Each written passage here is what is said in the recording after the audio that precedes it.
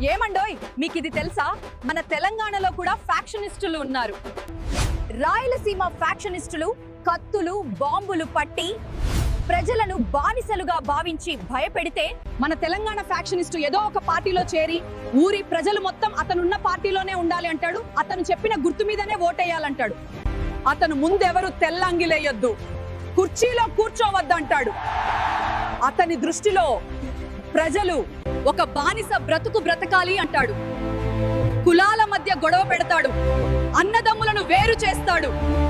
వాళ్ళు మొగనికి కయ్యం పెడతాడు. బిడ్డ, ఈ ఊరేమైనా నీ అయ్యా సొమ్ముతో కట్టిండ్రు అనుకున్నావా, లేక నీ తాత ముత్తాతల జాగీర్ అనుకున్నావా?